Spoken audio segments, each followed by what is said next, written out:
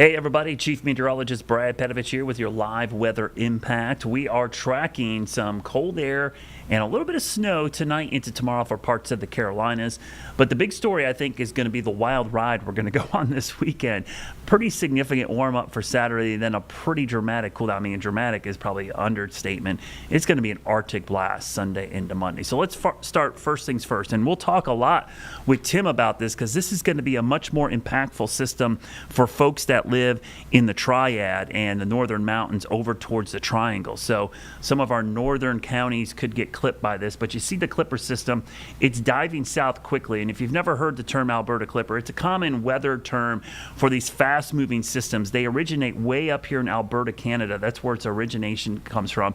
And because they move so fast, like a clipper ship, they get the name Alberta Clipper. They're just fast moving low pressure systems, and they move with the jet stream, so they are racing. And so this snow looks like it's far away now, but trust me, it's making inroads into eastern Tennessee, into Kentucky as we speak. So temperatures right now, it's cold already. Upper 20s in the mountains. We've got 30s and 40s already here in the Piedmont. Certainly a chilly day. Temperatures topped out around 50. Tonight, this is mainly for the Charlotte area and the Piedmont. Will drop into the 30s by midnight, but eventually close to freezing by tomorrow morning. And then the overnight forecast, you see us dropping to lows likely at or below freezing. So everybody should see a freeze tonight. That's really not the question mark. Now, we'll get to this Clipper system. You see the winter weather advisories, winter storm warnings. Part of this is for the Clipper, but also the Arctic front that's coming down, which could have another burst of snow. So you see that none of our counties in North Carolina have been added to this yet. I am not going to be shocked if we get some last-minute adds like Ashe County, Wilkes, Allegheny, maybe even Watauga County.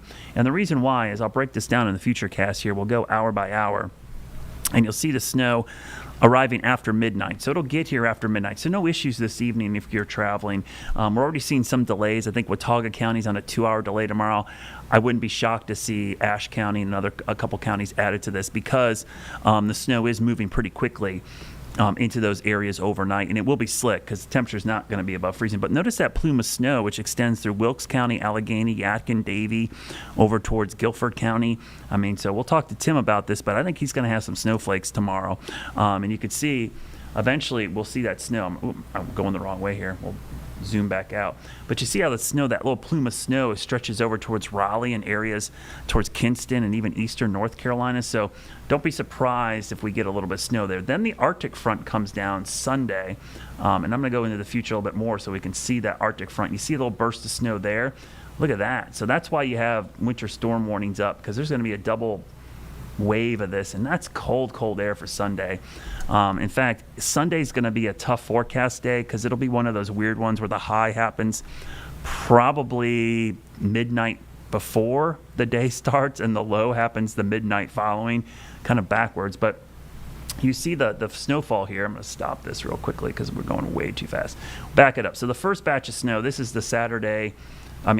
Basically the snow that's coming in tonight into tomorrow. So I'll stop at Saturday morning because this would be snow that falls basically tomorrow. Notice a little bit of snow moving east, but then watch the next batch come in. This is actually with the Arctic front, and you can see it actually moves in fairly quickly and spreads more snow. So the mountains and foothills, we'll watch for maybe a secondary burst of snow there with the Arctic front. But tomorrow, this is for your Friday, low 50s in Charlotte, upper 40s, maybe mid 40s north, and maybe 30s up towards Tim. So across our area, we could have a 10 to 15 degree spread in temperatures, kind of a wild setup. All together, you'll see the front, the first one, this is the Clipper. Then here comes the Arctic front barreling through the Midwest, and that means business. That is going to be a serious front moving in. Now, there's the Arctic area. See that kind of aqua shade stuff that is up there?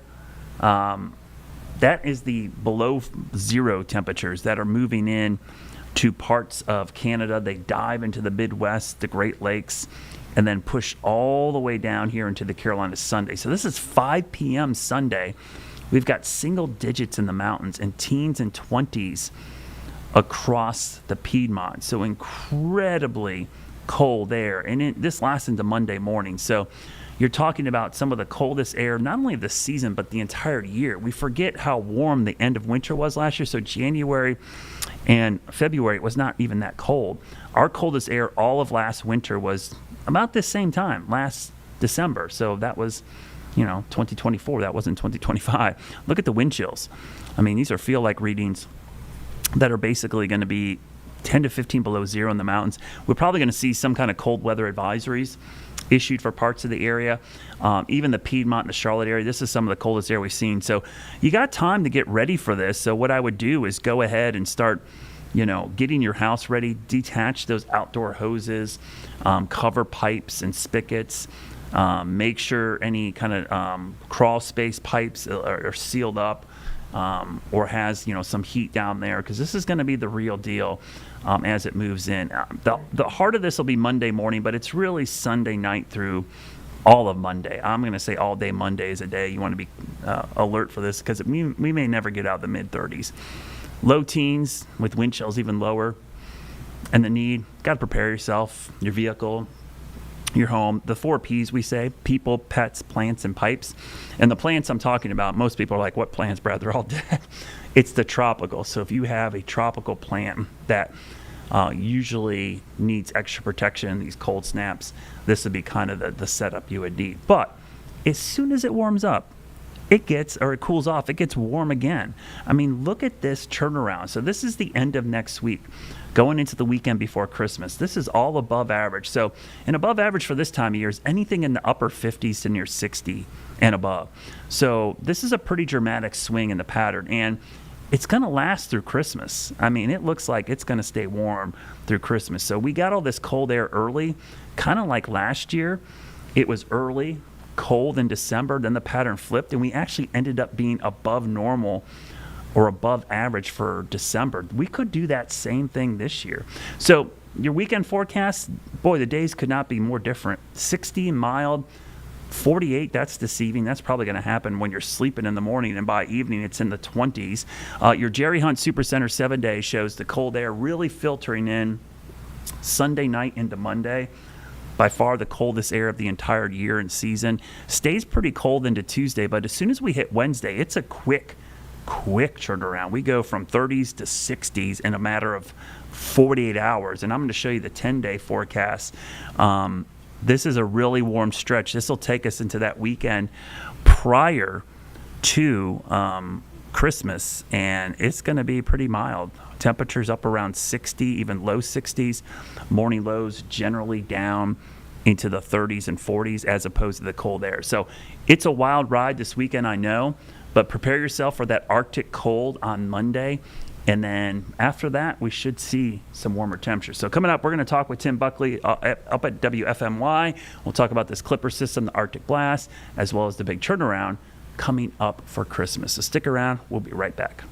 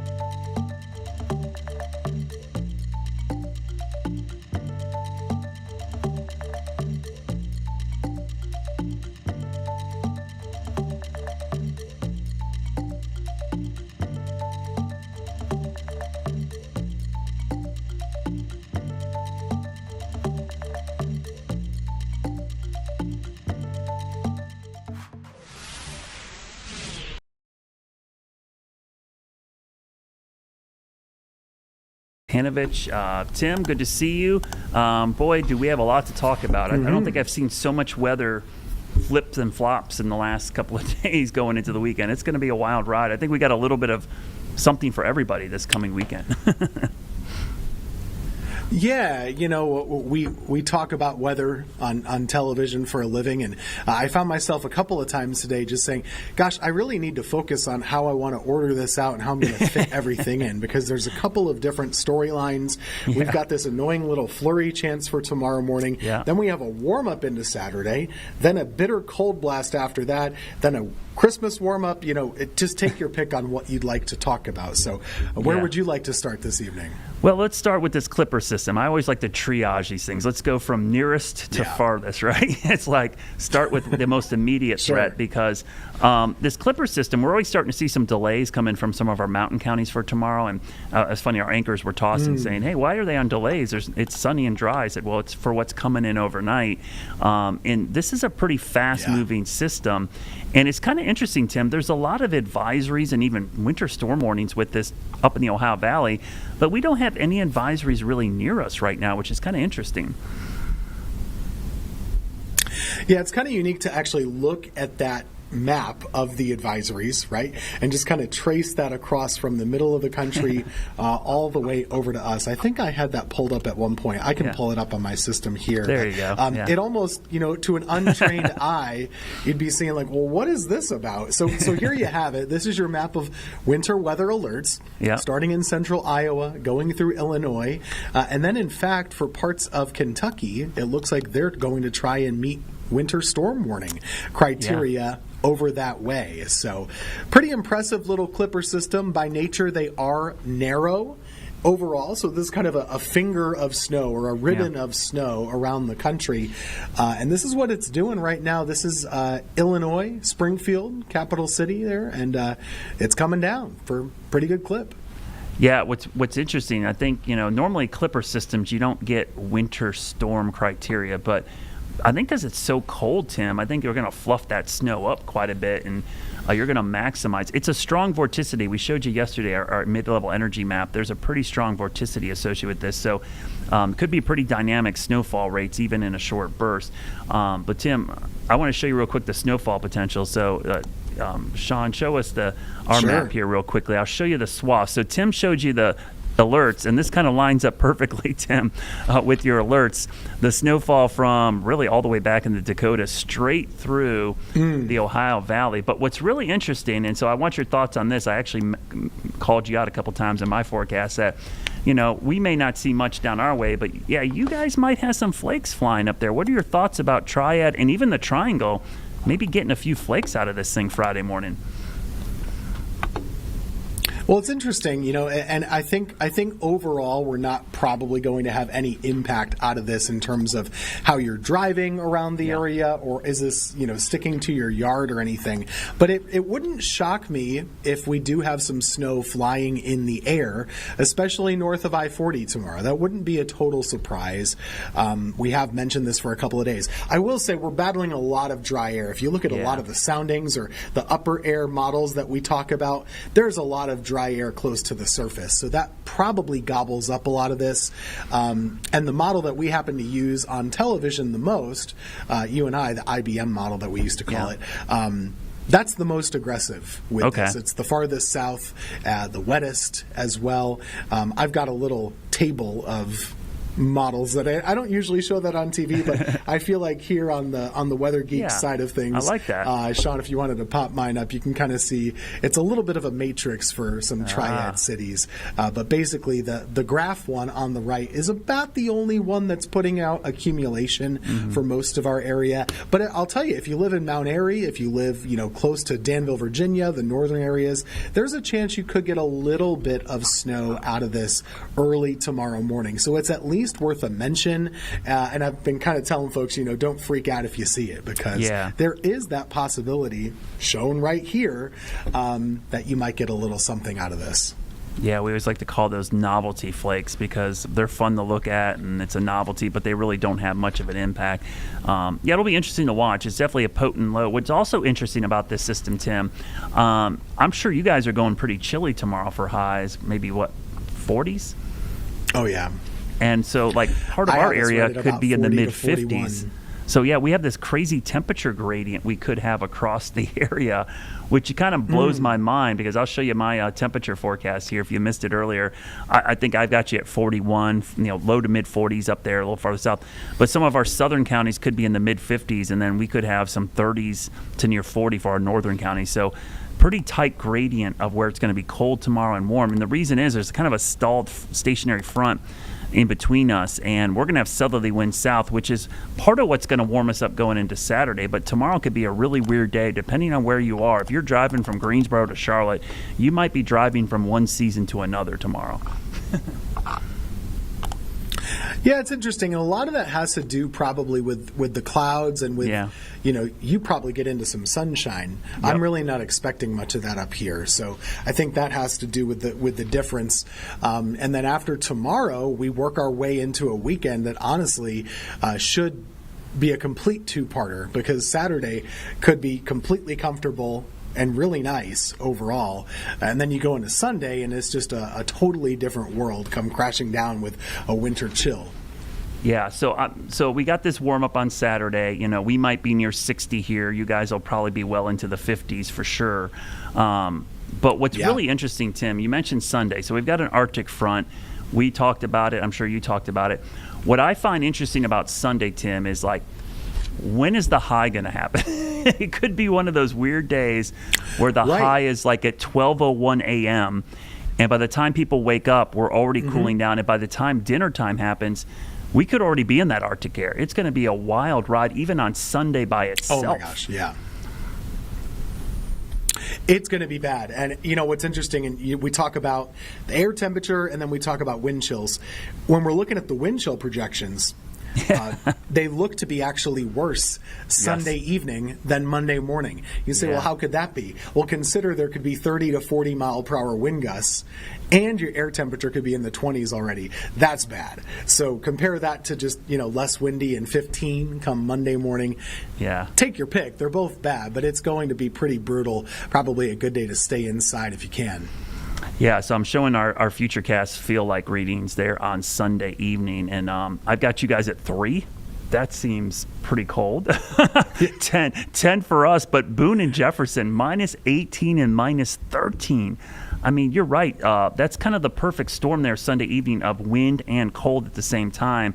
And while we expect it to be really cold, the coldest night, not just the season, Tim, but I look back, this might be the coldest night of the entire year, because we really weren't that cold in January, February in Charlotte. So there's a good chance this could be our coldest temperature of all of 2025. Oh, that's interesting. So you've got me curious now. So just looking at when is the last time you were quite that cold? Yeah. So for Greensboro, we were 18 once in February and 15 once in January. So honestly, there's a chance we could get colder than 15. I think I'm at 14 to 15 right now. Yeah. That would be the worst since January of 24. So that's pretty impressive for December level cold. It looks like we had a single-digit low of 5 in December 2022. I don't really remember that, but I'm sure that's right. But it's been a while. that was around Christmas time. That's right. I remember. It was like the day after, or Christmas Day. We got really cold. Yep. That's when Duke shut off people's power. Yep. I remember making snow in the backyard that night. That was the first rolling brownouts and blackouts. That was pretty crazy. Our coldest was 18 this year. The coldest last year was 13, which actually happened in December last year. So I'm going 16, 17-ish, so we're probably going to beat that by. But it really is a testament to how cold this is. We really haven't seen temperatures this cold. And what I think is unique about this is that we've had such a cold start to December, Tim. Initially, the first cold blast or two, I'm not too worried about people's pipes because the ground's warm. The water coming out of your pipe's pretty warm. But we've had a good solid 2 weeks now to kind of cool the soil temperatures down. The pipes in the ground are cooling your tap water down. So this probably is a little bit higher risk of pipe issues because the overall environment has been consistently cold for 2 weeks. So I would be a little more cautious with those pipes on Monday morning than I would have been, let's say, a week or two ago. Pretty good idea. Our soil temperature's up here just in like the upper 30s or so, which Yeah. isn't all that warm. So I think you might want to drip those faucets a little bit come Sunday night. Now, it's a short-lived thing. This is intense but short, which is kind of amazing that we're only dealing with this for a day or two. But you definitely want to throw everything you have at this cold weather heading into Monday morning, because it's going to be a big shock for sure. Yeah, so we'll talk about that flip. And Sean, could you punch up our jet stream graphic here? Because I could show you what we have now. Pretty much a big dip in the jet stream over the eastern half of the country. And then you'll see the surge of Arctic air, this little lobe come down over the Great Lakes Saturday night into Sunday. That's our Arctic blast right there. So that's the lowest I've seen a trough dip in the 500 millibar chart for us in a while. And that's Sunday. You see that big ridge out west. I've been watching out west because I'm supposed to go skiing in Utah later this month, and I don't think the resort has very much snow out there in Salt Lake City yet. So I'm hoping the pattern flips. And there's signs, Tim, that's going to happen maybe the middle of next week. You can see a little bit of a dip in the middle of the country, but a ridge starts to build across the whole southern part of the country. And really next weekend, that's almost a zonal flow, a little bit of a ridge hint over the Gulf. That's a pretty warm pattern compared to what we've had. I always have to preface this. When I say warm, I'm always comparing it to the average for this time of year, not like summer, spring, just whatever's average. And our average is in the low 50s now, so if you're near 60, that's a pretty significant warm-up. Just like being in the 40s or 30s this time of year is a significant cool-down. But if you look at the 6 to 10 day outlooks, you start seeing not only us, but most of the country might be trending much, much warmer that weekend before Christmas. Yeah, it's not going to be 80 on Christmas. This is not what we're talking about, but it is going to be warmer than it's been, most likely. We just 2 days ago here, maybe it was yesterday, I guess, we had our first 50-degree day of the month. Yeah. So it really hasn't been warm. And the fact that we're going toward this, I think it will feel even warmer, even if we're just in the 50s or even if we're in the 60s. That's going to feel totally different. And if you're someone who likes a chill at the holidays, you might be bummed out. But a caution, this is still really far away. 2 weeks is a pretty far length of time, and things could shift a little bit. But it does look pretty likely, at least for the end of next week, that we are going to get a taste of some warmth, and we are going to have a little bit of a thaw.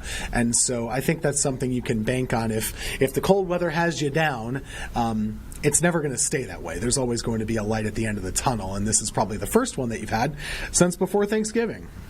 Yeah, I'm just looking at some of the ensemble members for Charlotte that week of Christmas, and I'm seeing a lot of 60s, and that's in the ensemble mean, which is, like you said, Tim, 60 this time of year is not crazy, but compared to what we've had, be a pretty significant warm-up. Our averages are in the low 50s, so pretty dramatic. And I know we talked about, I think, earlier this week or maybe last week, we always get the questions, are we going to have a white Christmas? And I always say no, because statistically it's just not a very high chance, even without me looking at a shred of data.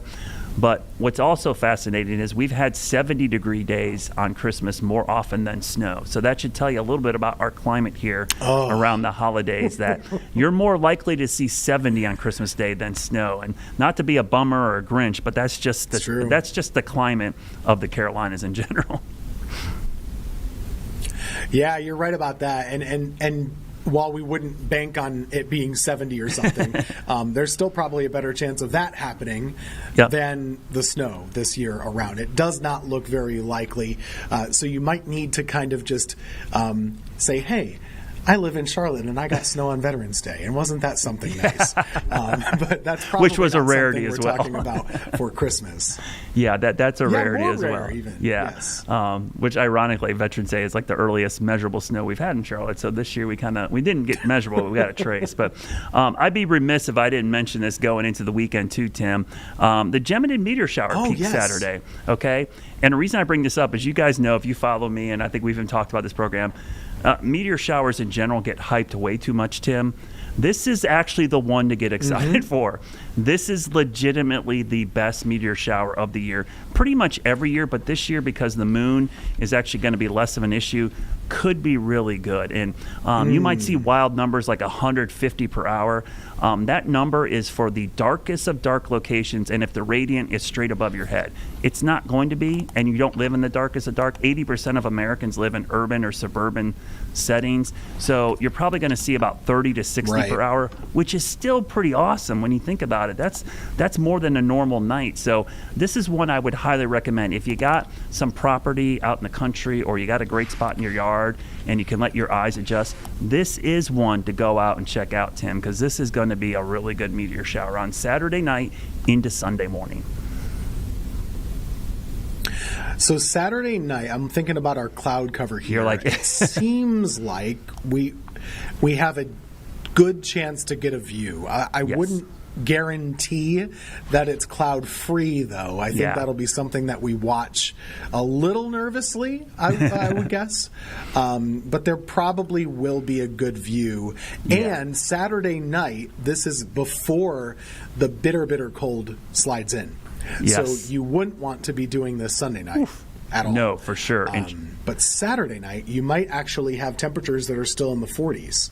Yeah, and that's a good point, because there's many a Geminid meteor shower, because it's always here in early to mid-December, that I've been out in the country freezing my you-know-what off, trying to look at meteors. So it is it is usually brutally cold. Yeah, I think the cool thing about the clouds, Tim, is, I think oftentimes people think any clouds at all is a bad thing. Remember, this will be almost the entire sky. You don't have to look at a specific spot. And if there's clouds in one part of the sky, you can still get breaks where you can see meteors. So I think totally worth it. And if you're like me, a good trick, if you got a camera that can do long exposure time lapses, just stick the camera out there and let it do the work, and go stay inside and go back and look at your pictures later and see if you caught something. I think that's what I'm going to do this year, is take my smart telescope, just aim it in the sky and try to see if I catch anything. But definitely worth a look this weekend. And as you mentioned, before the cold air moves in on Sunday. We got 1 minute left, Tim. Real quickly, any tips you want to give your viewers and followers about the possible light snow and the Arctic blast heading our way this weekend? Yeah, tomorrow morning, just kind of, wake up and see what you got going on out there. I would trust your eyes if it looks like it's snowing. You've got some snow up that way. I turn on the morning show as well. They'll have kind of a look at the radar tomorrow morning and get you up to speed. And then as far as the weekend, just make sure you know where all your gloves and hats and mittens are, because you're going to need those on Monday. If you haven't used them yet, you're a tough guy. Good for you. But you've got to use them, I think, on Monday morning if you're out and about, because I'll need them too. Yeah. Make sure you check on your car. Make sure it's ready to go, because I think it's going to be a shock to your vehicle as well. Thanks for joining us tonight. We'll be back tomorrow, but we got more news coming up after the break. Stick around.